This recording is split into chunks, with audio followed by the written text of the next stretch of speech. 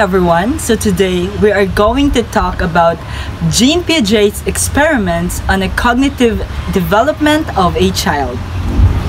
So Jean Piaget was a Swiss psychologist who studied how children think, learn, and understand the world as they grow.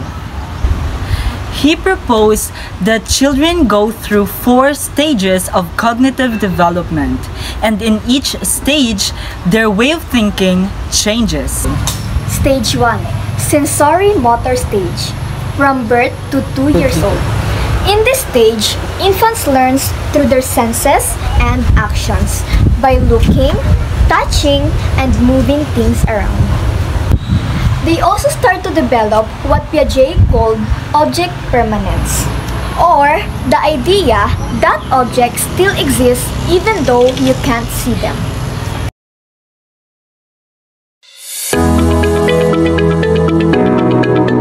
Good day everyone! Ang ating first experiment ngayon para sa stage 1 ay tatawagin natin the hidden toy. Ngayon, itatago natin ang toy na to sa harap ng bata at titignan natin kung ano magiging reaction niya. Yum yum! Yung kamay.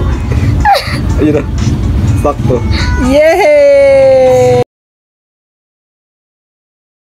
Para sa pangalawa nating experiment ay tatawagin natin itong A not B error. Ngayon, itatago natin ang laruan na to sa cloth A ng ilang beses bago natin itago sa cloth B at titignan natin kung ano magiging reaksyon ng bata.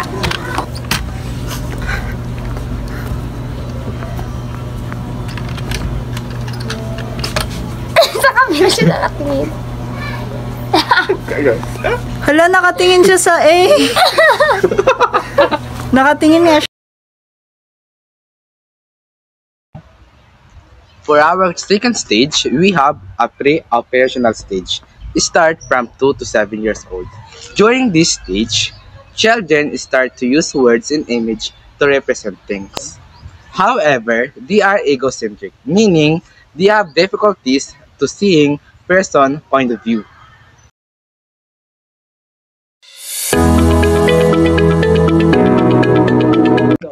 Good morning guys! For our first experiment, tatawagin natin tong the 3 mountain task. Ako po si Celestia Hope de la Torre, 7. So, Celicia, isipin mo yung tatlong ito, isang tatlong matataas na bundok. At si Asher naman, isipin mo siya na isa siyang manika. Sa iyong palagay, simula sa kinaroroonan ni Asher, ano yung nakikita niya sa tatlong bundok? Mataas po. Ako po si Queenie de la Serna, 12 years old. So, Queenie, isipin mo sa tatlong ito, tatlong matataas na bundok. Simula sa manika na to, sa palagay mo, ano yung nakikita niya mula sa kanya kinaroroonan papunta sa isang bundok na to? Para sa akin po ay, ang akin po ay simula pataas hanggang pababa. Sa manika naman po, simula pababa hanggang pataas. Dahil po, iba po kami na nakikita.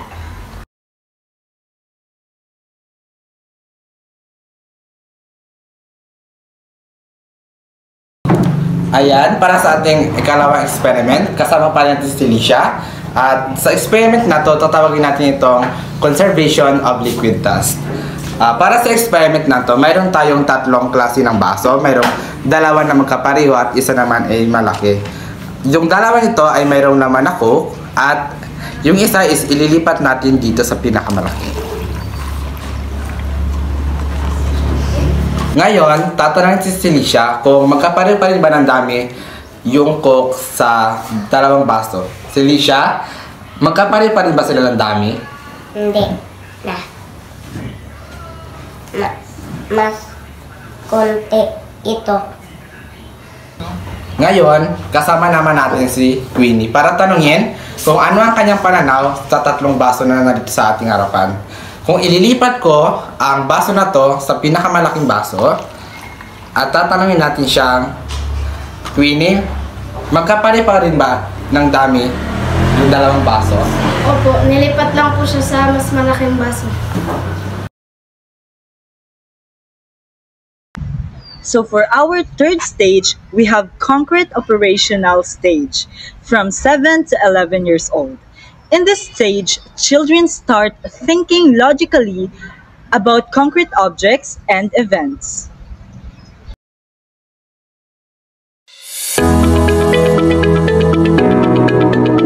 Good day to everyone. So our first experiment for the stage 3 is what we call conservations of numbers. And ngayon kasama natin si Ako po, si Rihanna Ivory, 7 years old. So ngayon, we have 2 rows of coins and pareho sila ng dami. Pero kung i-space out natin o iibahin natin ang distansya at layo ng isang row, magiging pareho pa rin ba sila ng dami? Ngayon, Ivory, kung iibahin ko ang space nito, ilalayo ko ang distansya ng isang row, pareho pa rin ba sila ng dami? Mas dumami po ang isang row. Thank you. Ngayon, kasama naman natin si... Ako po si Jigger at ako po ay 12 years old. Ngayon, Jigger, meron tayong 2 rows ng points. At meron itong pareho ng dami. Ngayon, kung iibahin ko ang distansya at spacing ng isang row, pareho pa rin ba sila ng dami? Opo. Bakit? Kahit ibahin po yung distansya nila, pareho pa rin po sila ng dami. Thank you. Good day everyone! So kasama pa rin natin si Ivory para sa ating ikalawang experiment sa stage 3. Ito ay ating tinatawag na class inclusion task. So sa experiment na ito ay may ipapakita tayong larawan kay Ivory na mayroong 3 aso at 1 pusa. Ngayon tatanungin natin si Ivory kung alin ang mas marami, dogs or animals? Marami po ang Wait lang po. Ngayon tatanungin natin si Ivory kung alin ang mas marami, ang dogs or animals. Mas marami po ang dog kasi 3. Ngayong araw, kasama ulit natin si Jigger para sa parehong proseso. Ngayon, tatanungin natin siya kung alin ba ang mas marami, dogs or animals. Sa nakikita mo, Jigger, alin ang mas marami, dogs or animals?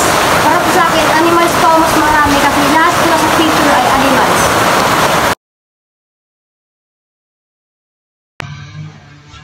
Oh, hi there. In the final stage, children develop the ability to think abstractly and logically. They can reason about hypothetical situations and test ideas systematically.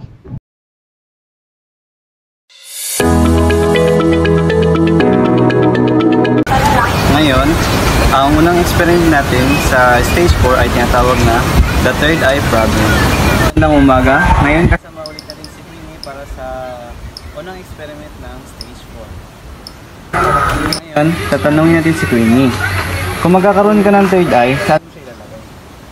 Sa akin po, ilalagay ko po sa noo. Ngayon, tatanungin naman natin si Jenica bilang 17 years old kung saan niya ilalagay yung third eye niya. Para po sa akin, ilalagay ko po yung third eye ko dito po sa likod. Para kahit po nakatalikod po ako, nakikita ko po kung ano yung nangyayari sa likuran ko.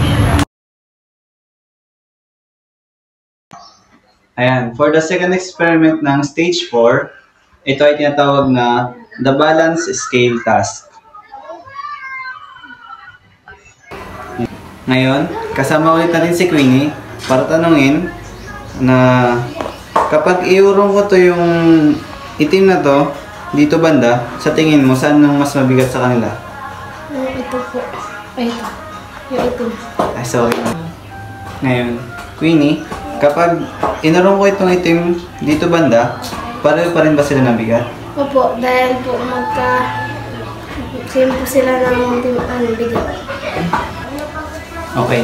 Ngayon, si Jenica naman po yung tatanungin natin. Ngayon, Jenica, kapag iurong ko itong itim dito banda, sa tingin mo, pares pa rin ba sila ng bigat? Para sa akin po, of course hindi na po. Kasi dito po sa experiment na to, nagmamatter po yung distance.